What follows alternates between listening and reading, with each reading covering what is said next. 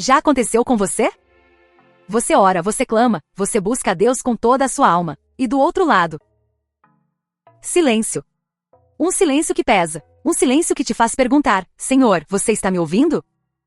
Você olha para sua vida, vê a necessidade, a urgência. E o céu parece de bronze. É uma das experiências mais angustiantes da vida de fé. E se eu te dissesse que a Bíblia não apenas reconhece esse sentimento, mas dá um diagnóstico brutalmente honesto sobre ele? E se o bloqueio, a barreira, não estiver na capacidade de Deus de ouvir, mas em algo que nós mesmos estamos construindo, sem perceber? Hoje nós vamos abrir a palavra para descobrir exatamente por que às vezes parece que Deus não ouve. E mais importante, como nós em Cristo podemos demolir cada uma dessas barreiras. Fique comigo, porque a resposta pode transformar sua vida de oração para sempre. Graça e paz, família Palavra Pura. A nossa jornada começa hoje num texto profético que soa como um trovão, lá em Isaías, capítulo 59, versículos 1 e 2. O povo de Deus estava no mesmo lugar que talvez você esteja hoje. Eles estavam clamando, jejuando, fazendo seus rituais e sentiam um vazio, um silêncio. Eles basicamente disseram: Deus, onde o Senhor está? Por que não nos ouve? E a resposta de Deus, através de Isaías, é uma das mais diretas e cortantes de toda a Escritura. Ele diz: Eis que a mão do Senhor não está encolhida para que não possa salvar, nem o seu ouvido agravado para não poder ouvir. Mas as vossas iniquidades fazem separação entre vós e o vosso Deus, e os vossos pecados encobrem o seu rosto de vós, para que não vos ouça. Vamos parar aqui. Isso é uma bomba atômica teológica. Deus está dizendo: o problema não está na minha antena, não está na minha força. O problema não é a qualidade do meu sinal. O problema é a estática do lado de cá.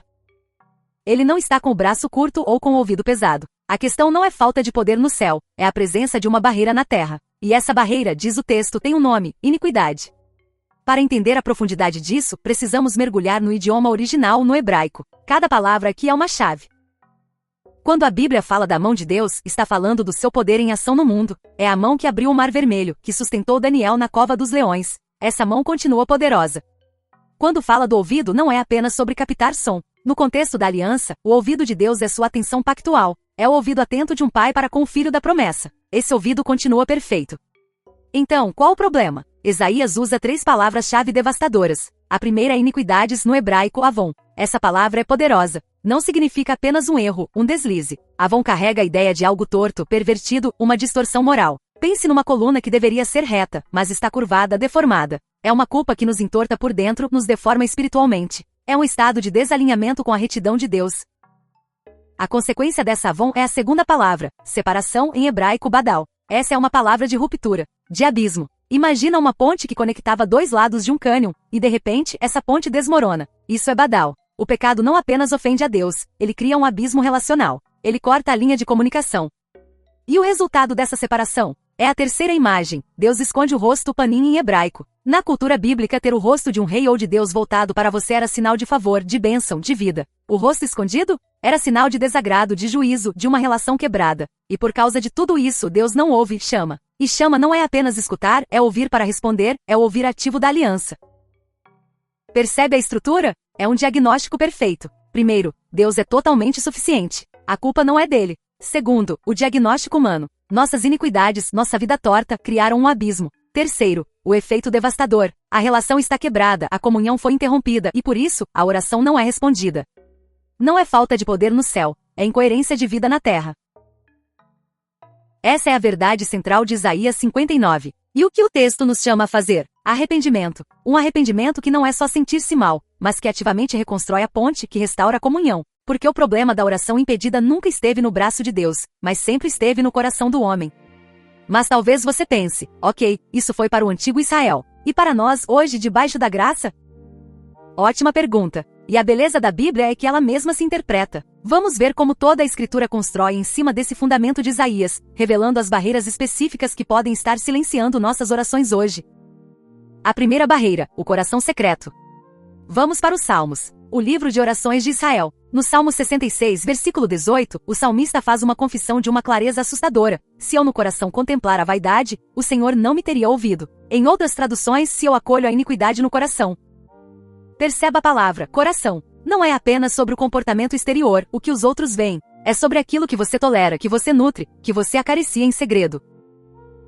Aquele ressentimento que você não larga, aquela ponta de inveja que você cultiva, aquele pecado de estimação que você esconde de todos, mas que diante de Deus está nu e descoberto. Deus está dizendo que o nosso interior afeta nossa conexão com Ele. Não adianta ter mãos limpas na igreja se o coração está manchado em casa. É o aspecto interno. Você tem acolhido alguma iniquidade no seu coração? A segunda barreira, a surdez espiritual. E se a barreira não for um pecado sujo, mas uma atitude surda? É aqui que a sabedoria de Provérbios entra como um trovão. Capítulo 28, versículo 9. Escuta essa pancada. O que desvia os seus ouvidos de ouvir a lei, até a sua oração será abominável. Uau! Pensa no que isso significa. Não é só sobre cometer um erro, é sobre se recusar a ouvir a instrução. É como desligar o GPS de Deus e depois reclamar que está perdido. É querer o conselho de Deus sobre o seu futuro, mas ignorar o que Ele já disse sobre o seu presente. É pedir por uma bênção financeira, mas ignorar o que Ele ensina sobre generosidade e honestidade. Antes de pedir, precisamos nos submeter à palavra. Se rejeitamos a instrução dele, por que ele deveria aceitar nossa petição? A nossa oração se torna abominável, uma ofensa porque é hipócrita. Ela pede a ajuda de um Deus cuja autoridade nós rejeitamos. É uma contradição ambulante. Até aqui vimos o coração secreto e a surdez espiritual. Mas a Bíblia vai além. Ela conecta a nossa oração diretamente com nossas mãos e nossos relacionamentos. Preparado? A terceira barreira, mãos sujas e adoração incoerente. Voltemos a Isaías, mas agora no primeiro capítulo, versículos 15 a 17. A cena é a mesma. O povo ora, levanta as mãos. E Deus responde: quando estendeis as vossas mãos, escondo de vós os meus olhos. E ainda que multipliqueis as vossas orações, não as ouvirei, porque as vossas mãos estão cheias de sangue. Que imagem forte! Deus não está falando de assassinos literais, necessariamente. Ele está falando de injustiça, de opressão, de uma vida que esmaga os outros. E qual a solução que ele dá? Não é orem mais alto. É lavai-vos, purificai-vos. Aprendei a fazer o bem, procurai o que é justo, ajudai o oprimido, fazei justiça ao órfão, tratai da causa das viúvas. A adoração que Deus aceita é uma adoração coerente. A oração que sobe ao céu é aquela que vem de uma vida que pratica a justiça na terra. Não podemos levantar mãos santas no domingo se durante a semana essas mesmas mãos exploraram, enganaram ou se fecharam para o necessitado. Isso nos leva diretamente à quarta barreira. A quarta barreira, o ouvido fechado ao pobre. Provérbios 21, versículo 13, nos dá um princípio de reciprocidade divina que deveria nos fazer tremer. Quem tapa o seu ouvido ao clamor do pobre, também clamará e não será ouvido. É simples e direto. A nossa capacidade de ouvir o clamor do necessitado ao nosso redor está diretamente ligada à disposição de Deus de ouvir o nosso próprio clamor. A justiça para Deus não é um conceito abstrato, ela tem uma dimensão social, prática. Se somos insensíveis à dor que vemos, como podemos esperar que Deus seja sensível à dor que sentimos? É um eco. O que você transmite para o seu próximo, o céu reflete de volta para você. Quer que Deus ouça você? Então comece a ouvir quem mais ninguém está ouvindo. A quinta barreira, motivos egoístas. Ok, talvez seu coração esteja limpo, você ame a palavra, pratique a justiça. Mas ainda assim, o céu está em silêncio. Por quê?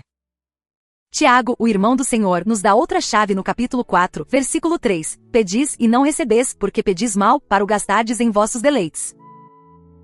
Aqui o problema não é o ato, é a intenção, o motivo. Deus examina o porquê por trás do nosso quê. Estamos orando para que a vontade de Deus seja feita e o seu nome glorificado? Ou estamos apenas tentando usar Deus como um gênio da lâmpada para construir nosso pequeno reino de conforto e prazer? É um teste de coração brutalmente honesto. Senhor, eu quero esse emprego para te servir melhor ou para ter mais status? Senhor, eu quero a cura para ser um testemunho do teu poder ou apenas para voltar para a minha vida confortável? Deus não financia nossos ídolos. Ele não abençoa projetos que competem com a sua glória. Ele examina as intenções. A sexta barreira, relacionamentos quebrados. Essa é talvez a mais negligenciada de todas. Jesus, em Mateus capítulo 5, versículos 23 e 24, coloca o dedo na ferida. Ele diz: portanto, se trouxeres a tua oferta ao altar, e aí te lembrares de que teu irmão tem alguma coisa contra ti, deixa ali diante do altar a tua oferta, e vai reconciliar-te primeiro com teu irmão e depois vem e apresenta a tua oferta. Pense na radicalidade disso. Jesus está dizendo que a reconciliação horizontal é uma pré-condição para a comunhão vertical. O seu culto é interrompido por uma briga não resolvida. Deus basicamente diz: não quero falar com você sobre nós, até que você fale com seu irmão sobre vocês.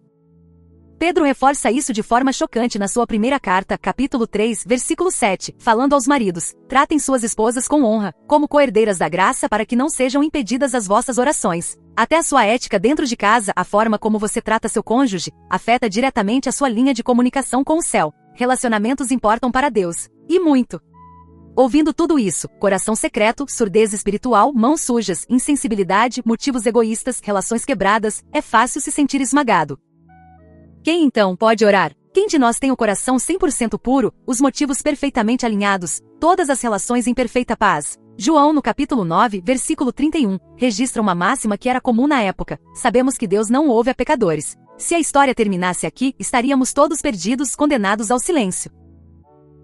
Mas a história não termina aqui, porque todo o evangelho brilha exatamente neste ponto de desespero. Deus não ouve pecadores impenitentes que amam seu pecado, mas todo o testemunho das Escrituras, de Gênesis a Apocalipse, revela que Deus inclina todo o seu ser para ouvir o clamor de um pecador arrependido que vem a ele através do único mediador.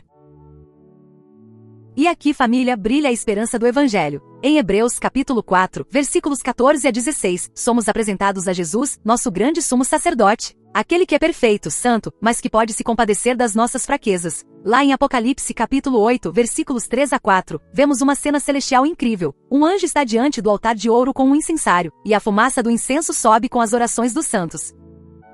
Quem são esses santos? Somos nós, pecadores lavados e redimidos pelo sangue do Cordeiro.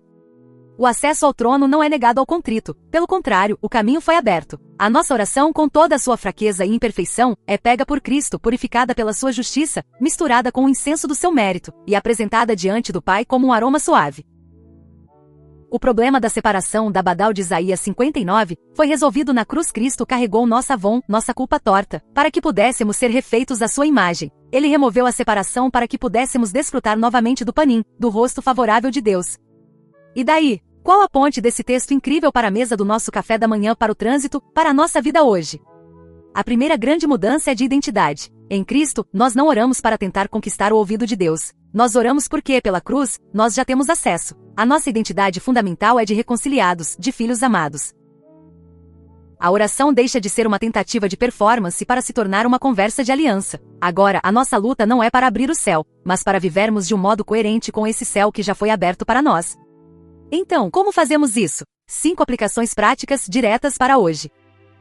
Primeiro, pratique a confissão rápida e honesta. A barreira do coração secreto? A gente demole com a prática de 1 João, capítulo 1, versículo 9, diariamente. Se confessarmos os nossos pecados, Ele é fiel e justo para nos perdoar os pecados e nos purificar de toda injustiça. Não empurre para o culto de domingo aquilo que o Espírito Santo te convenceu na segunda de manhã. Pérola prática do dia. Confesse na hora, não no fim do dia. Mantenha o caminho limpo, minuto a minuto. Segundo, alinhe os seus motivos. A barreira dos motivos egoístas de Tiago 4:3? Antes de fazer um grande pedido, faça uma pergunta simples e desconfortável. Isso que eu estou pedindo, no final das contas, vai exaltar a Cristo ou apenas vai servir ao meu conforto? Não é errado pedir por coisas boas, mas a prioridade do nosso coração deve ser o reino. Peça ao Espírito para sondar suas intenções. Terceiro, faça da reconciliação uma prioridade. A barreira das relações quebradas de Mateus 5? Se agora mesmo, enquanto você ouve isso, o Espírito trouxe à sua mente um atrito, uma briga, uma palavra dura que você disse, não ignore.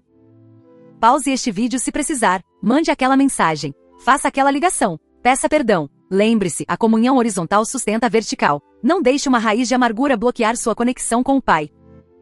Quarto, exercite a justiça prática. As barreiras das mãos sujas e do ouvido fechado, elas são demolidas quando abrimos nossos olhos e nossas mãos para o necessitado ao nosso redor. Provérbios 21:13 e Isaías 58 nos mostram essa conexão direta. A oração que Deus ama é acompanhada por misericórdia concreta. Pérola prática, abra seu ouvido ao clamor do pobre, e você verá como Deus abrirá o ouvido dele ao seu clamor. Separe uma oferta, doe um tempo, ajude alguém hoje. Quinto, submeta-se diariamente à palavra. A barreira da surdez espiritual de Provérbios 28? A cura é simples, abra a Bíblia todos os dias com a intenção não só de ler, mas de obedecer. Comece com um salmo por dia. Leia e pergunte, Senhor, o que o Senhor quer que eu faça com isso que acabei de ler? Lembre-se, quem rejeita a instrução está na prática, desligando o próprio microfone na sala do trono. E enquanto fazemos tudo isso, precisamos manter um olhar no futuro, um olhar escatológico. Nos últimos dias, a Bíblia nos alerta que haverá muito barulho religioso, muitas aparências, e uma escassez de arrependimento genuíno e vida coerente. A igreja de Laodiceia, em Apocalipse 3, é a imagem perfeita disso. Rica, autossuficiente, achava que não precisava de nada, mas Jesus a via como morna, pobre, cega e nua. A igreja é chamada hoje a ser uma noiva preparada com as lâmpadas acesas. E o óleo na nossa lâmpada é essa vida de comunhão real, de oração acesa por uma vida coerente. Lembre-se da imagem de Apocalipse 5, as taças de ouro cheias de incenso são as orações dos santos. Deus está neste exato momento reunindo a intercessão de uma noiva que não apenas fala a verdade, mas que vive a verdade que ora.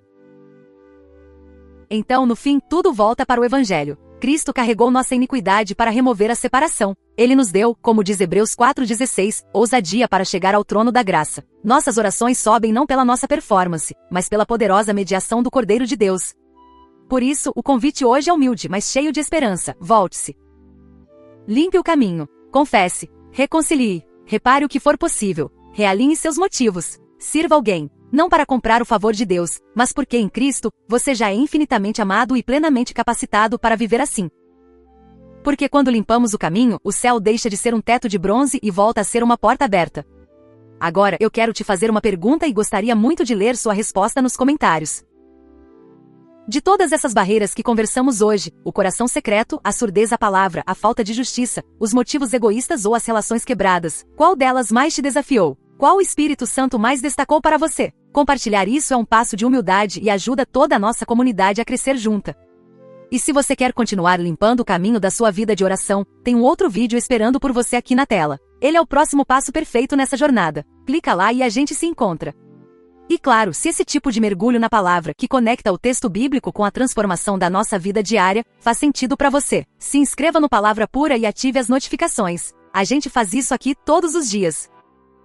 Que a graça e a paz de Cristo estejam com vocês. Amém.